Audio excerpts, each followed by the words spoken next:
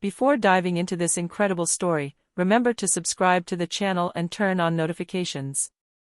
Here, every story has something to say, and you won't want to miss a single one. The world has gone dark. First, there was a great emptiness. Then a sound. A heartbeat. His own heart. Deaf, steady, almost too loud. Michael Reed opened his eyes, or at least, he thought he did. For everything was black. A total, compact, impenetrable black. He tried to move. His arm hit a wooden wall a few centimeters from his face. He stretched out his other arm, but met with the same resistance. Short of breath, he touched around him, wood above, wood below, wood on the sides. A tiny space. The smell of varnished pine and damp earth. And suddenly, the brutal truth. I am locked up. Underground. A primal panic rose within him. He sat up abruptly, but his skull hit the lid. The impact resonated faintly, as if muffled by a thick layer of earth. He punched. Once. Twice. The sound died away at once, swallowed by the silence of the underworld. The cry. A long, hoarse, desperate cry. But no response. No help. Silence returned, even more terrifying. He tried to remember, the previous evening, dinner with Lauren, the red wine, the bitter taste on his tongue. Then dizziness, the ground giving way beneath him, Jack Turner's voice, and then, nothing. Now there was only black. And that heartbeat. Always that heartbeat. Move, breathe, think, he told himself. Don't panic. You need to conserve your air. But the air, he could already feel it thickening, becoming hot and heavy. Each breath seemed to steal a little bit of his life. He brought his hands to his mouth, dust stuck to his lips. He coughed, the sound echoing against the wood. The space became narrower, as if the walls were slowly closing in on him. Beads of sweat trickled down his forehead, slithering into his eyes. He struck again, his knuckles slamming against the lid. The wood creaked softly. A trickle of earth seeped in, falling onto his face. He froze. The first shovelful had just fallen. Above him, footsteps. Distant voices. Then the smile of silence.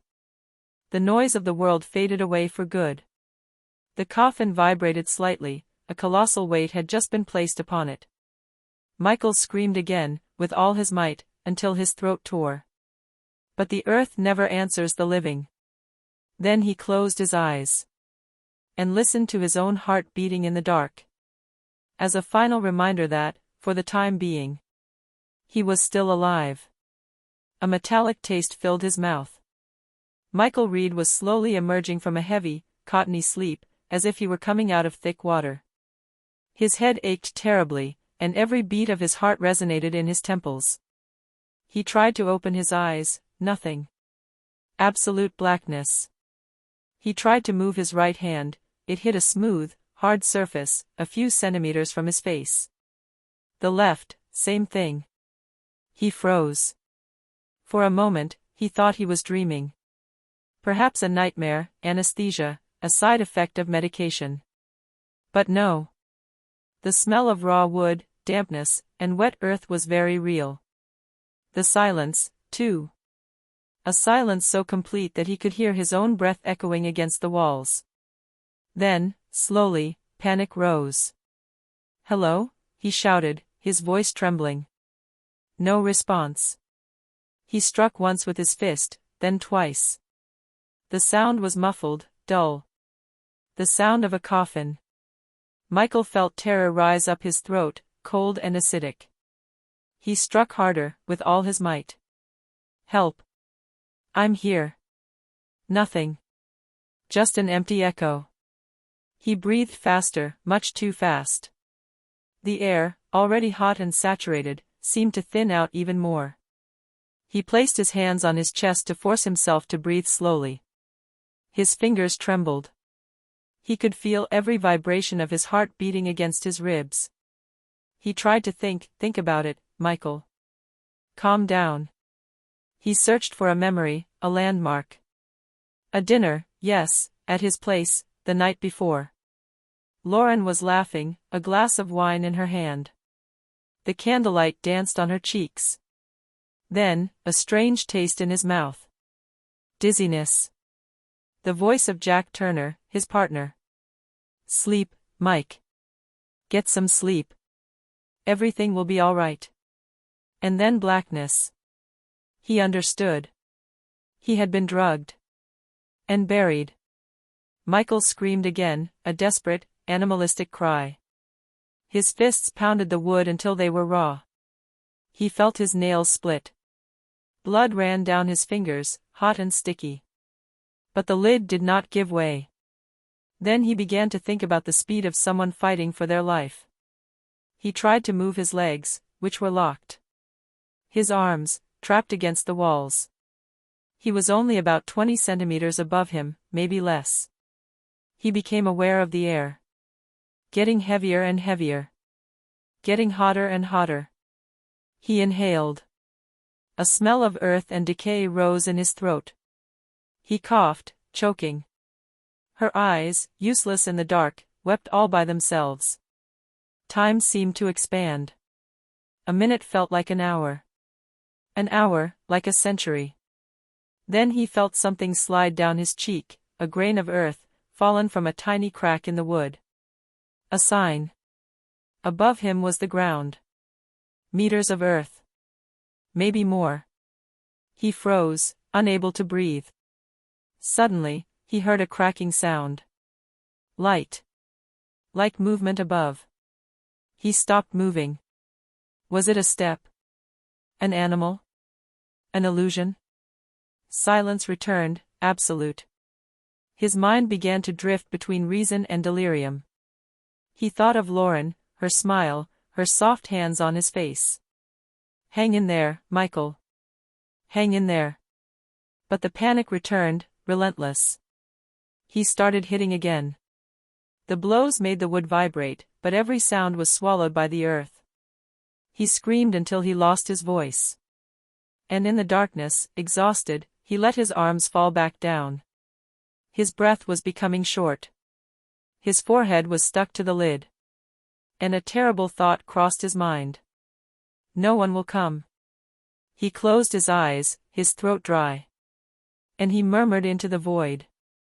Lauren, if you can hear me, forgive me. Silence. There is nothing left but that, like a heavy sea in which he is slowly drowning. Michael Reed has lost track of how long he's been here. An hour? 10? A whole day? Time has no form in the dark. Each breath becomes a struggle. The air is stale, almost hot. When he inhales, he feels the dust burning his throat. Her bloodied fingers still trembled against the wood of the coffin. To avoid losing his mind, he closes his eyes, even though it changes nothing, and forces his mind to go back. He needs to understand. To find why he is here. He knows that if he stays focused, he can find a way out. Or at least, die understanding. Blurry images return, trembling. Lauren. Dinner. Her laughter, her midnight blue dress, the candle flickering between them. Then a bitter taste on his tongue. A feeling of dizziness. And Jack Turner, his associate, leaning over him, his face half-lit. You should never have gone snooping in there, Mike, he had murmured. What are you talking about? That's it, old man. You know too much. And black. Michael suddenly opens his eyes. Jack. That's him. Finally, it includes the file on Senator Hughes. The evidence of embezzlement, the photos, the recordings. They had promised Michael that he wouldn't make it. And Jack, whom he considered a brother, chose his side. A cold anger rises within him, stronger than fear. He strikes the wood, not to scream, but to stay alive. Toto, remember that it still exists. Can you hear me, Jack? He yells into the dark. You think you've buried me? You're wrong. His fists pounded the board until it vibrated. But suddenly, he stops, earth begins to seep through a tiny crack, falling as fine dust onto his face. He freezes, his mind on high alert. If he continues, the coffin could collapse on him. The dilemma is tearing him apart: strike and risk being buried alive, or do nothing and run out of air. His investigative instincts resurface. He mentally assesses the situation. The wood looks new and thick. Standard coffin, probably 1.5 or 2 meters deep. He may have an hour of air, perhaps less. He closes his eyes and tries to calculate his breathing, a slow inhale, a longer exhale. But her heart is beating too fast. Every second, he hears the blood pulsing in his ears like a drum. He thinks of Lauren. Of her delicate hands, of her jasmine scent. He imagines her face when she discovers he has disappeared. Perhaps she will search. Perhaps she will find. A cold tear slid down her temple. Then another one. "Non," he said to himself, "that you're not going to die here. Not like this." He starts frantically searching his pockets. Maybe they've forgotten something. Her fingers encounter crumpled fabric, a torn button, a piece of damp paper. He brings it to his nose, the smell of wine. Of chloroform. Further proof that all of this was planned. Then he understands: he was drugged, put in that coffin, and buried to disappear. But he is not dead yet. Suddenly, a noise. Tiny. A cracking sound above him, like a movement. Michael holds his breath. He thinks he hears a footstep. A rustling sound. He strikes, weakly. "Hey! Hey, I'm here." Nothing. Only a heavy silence, as if the earth itself were suffocating the world. Despair returns, biting. He feels his thoughts becoming muddled. He thinks he sees light through the wood. He thinks he hears Lauren's voice, soft and distant. "Michael, don't sleep." He shakes his head. "No, it's not real. These are hallucinations." The brain is slowly dying from lack of oxygen. He is still breathing, slowly. But he knows one thing: every passing minute brings him closer to the end. And yet, in this absolute darkness, a flame still burns. Just one.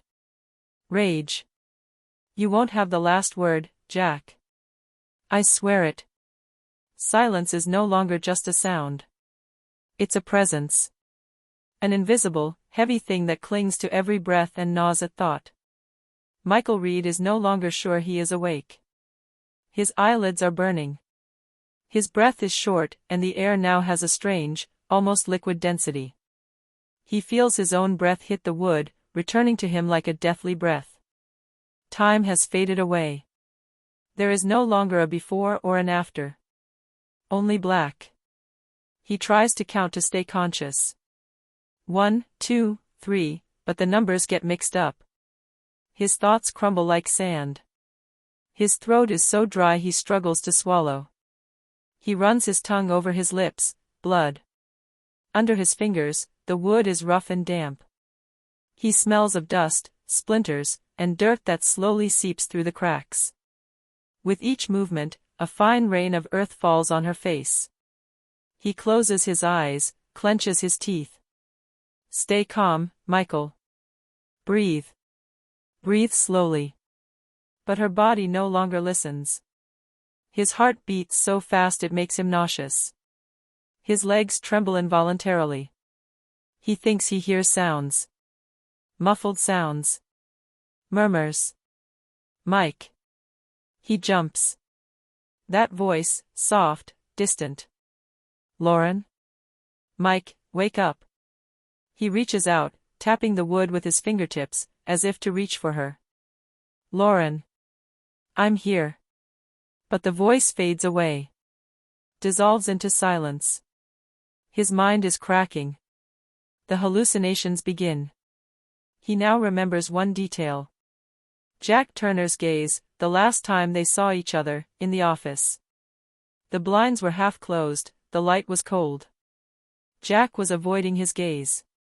We can't get out of this, Mike. These people aren't joking. We can face anything, Jack. Together. Not this time. And then the poison in the glass. The sad smile. The perfect betrayal. Michael clenched his fists, a burning rage in his chest. He strikes the wood again, with all his might. The wood splits slightly, letting through a breath of dust and earth. He coughs, he spits.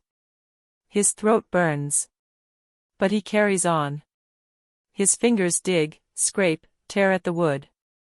His nails come loose, the pain is sharp but real, the only thing that keeps him human. Earth begins to flow into the coffin. Thin, cold, ruthless.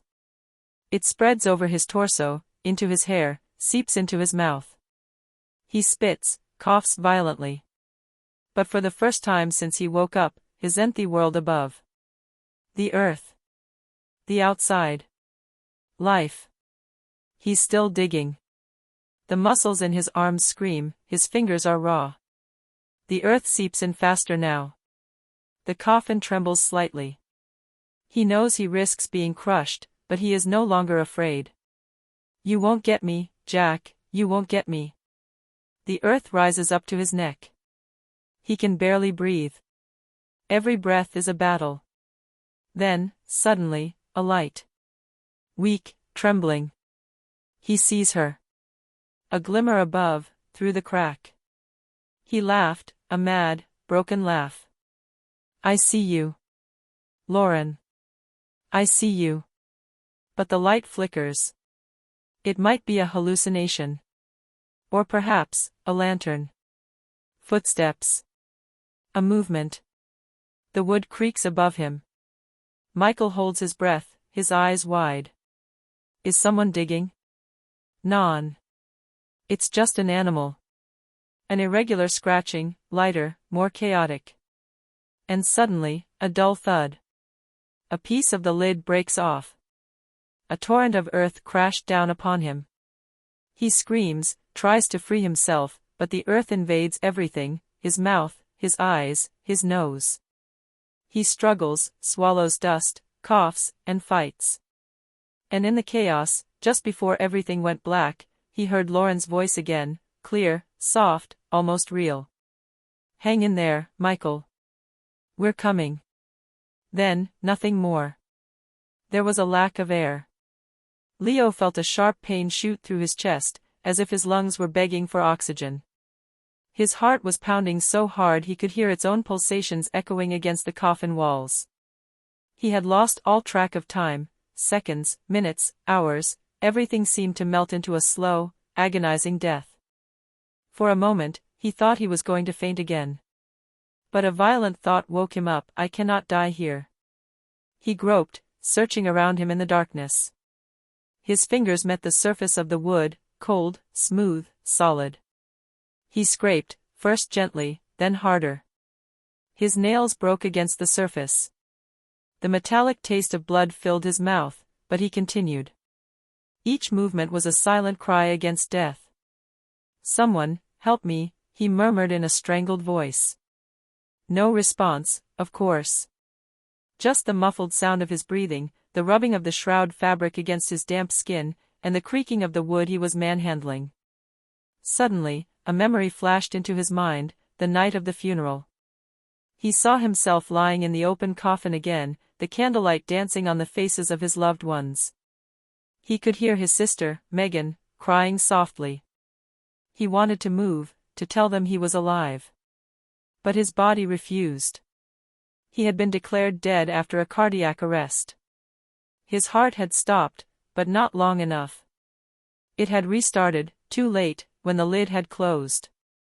A howl rose from his throat, a sound so guttural he no longer recognized himself. He struck the lid with all his might. The wood vibrated, but did not give way.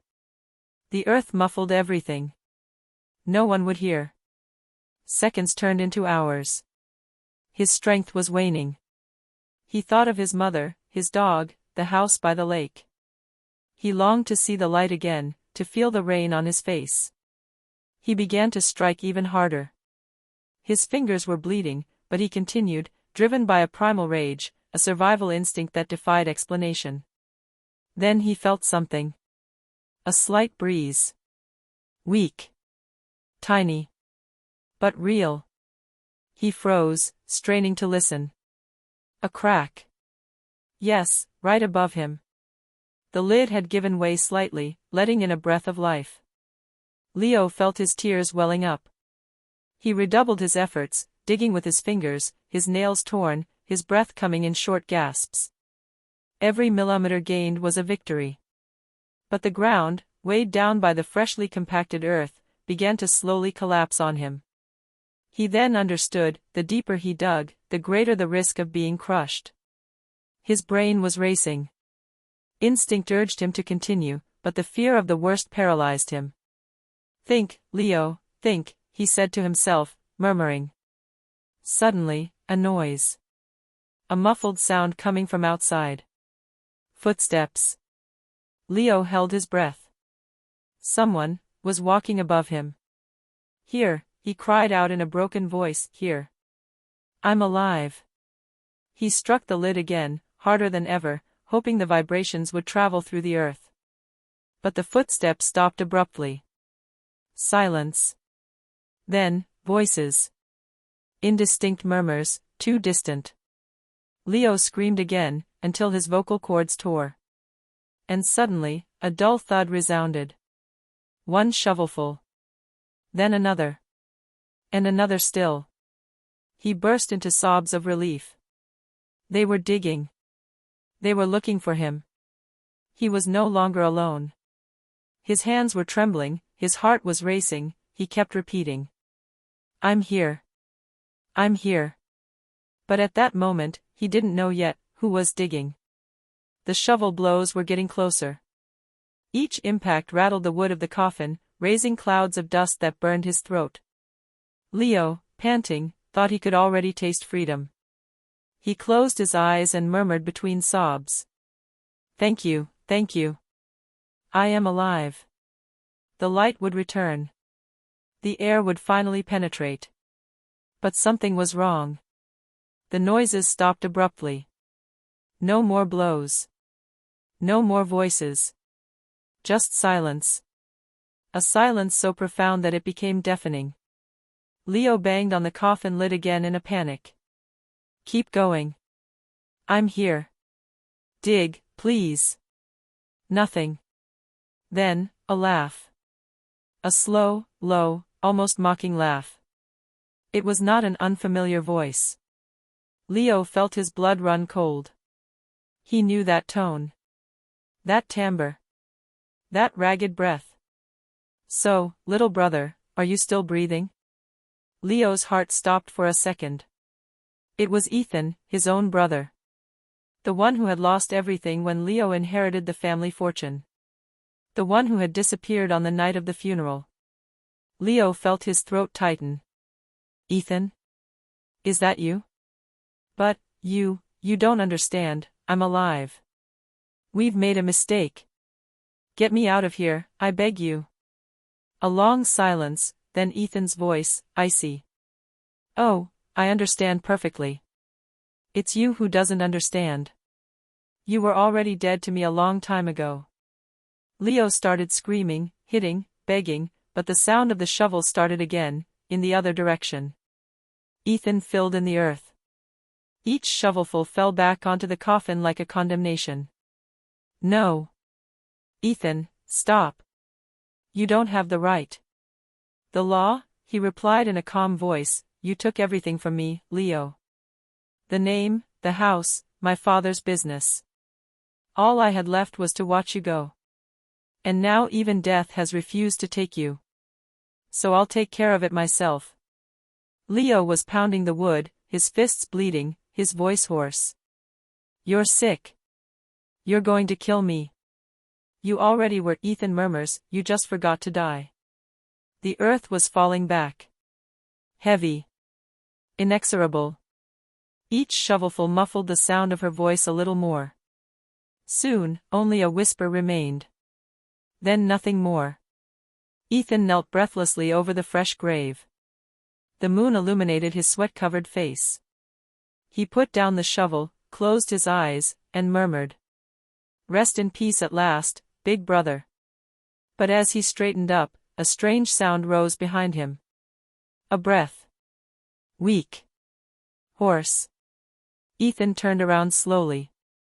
And Liv's, a few meters away, their mother Deborah, standing, her eyes filled with horror. She had seen everything. Silence fell between them. Ethan paled. "Mom.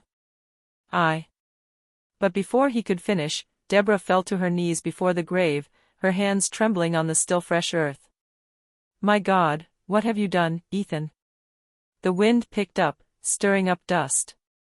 Ethan took a step back, unable to meet his mother's gaze. Then he said, his voice breaking, "He took everything from me, Mom. I just wanted to get my life back." Deborah slowly raised her eyes towards him. "And you have just lost your soul." Silence fell again. In the earth, Leo's body finally rested. And in the air, a suspended truth, some dead never cease to breathe in the memory of those who betrayed them. 3 weeks later. The small town of Marion Falls bathed in a heavy silence, broken only by the drone of an exhumation service truck. Under a gray sky, the grave of Leo Anderson had just been reopened on the prosecutor's orders. An anonymous complaint, sent by mail, claimed that the man was not dead when they buried him. The letter bore only one signature, Deborah A. The officers dug slowly, methodically. The smell of damp earth filled the air. Deborah, wrapped in a black coat, watched without a word. Her face, ravaged by grief, was taut as stone. Beside her, Sheriff Miller avoided her gaze. He knew what he would find. When the shovel hit the wood of the coffin, a shudder ran through everyone. The lid was gently pulled open. Complete silence fell. Inside, Leo's body was anything but peaceful. His nails were broken, his fingers bleeding, his features frozen in an expression of absolute terror. His fists were clenched, and on the wooden lid, deep marks formed letters engraved in pain. "Ethan." A murmur rippled through the group. Deborah staggered. She placed a trembling hand on the edge of the coffin, tears rolling down her cheeks. He tried to live until the end," she sighed in a subdued voice. The sheriff slowly straightened up. "Mrs. Anderson, your son Ethan has been missing since the day of the funeral. Do you know where he is?" Deborah shook her head, without taking her eyes off Leo's face. "No, but he can't run away forever. The earth always ends up giving back what it has swallowed." That evening, she returned alone to the family home. Everything was still there just as Leo had left it, the guitar near the armchair, the coat hanging on the door, the cup on the table. But one thing had changed. On the porch, she found an envelope slipped under the door. Inside, a childhood photo, Leo and Ethan, smiling, arm in arm. On the back, a single sentence written in a trembling hand. "I haven't been able to sleep since that day. I'm sorry, Mom." No address. No location. But a stain of earth, brown and damp, marred the paper. Deborah collapsed to the floor, clutching the photograph to her, while through the window, the wind made the garden trees vibrate like a lament from beyond the grave. And in the distance, in the night, one could have sworn to hear 3 muffled shots, as if they came from under the earth.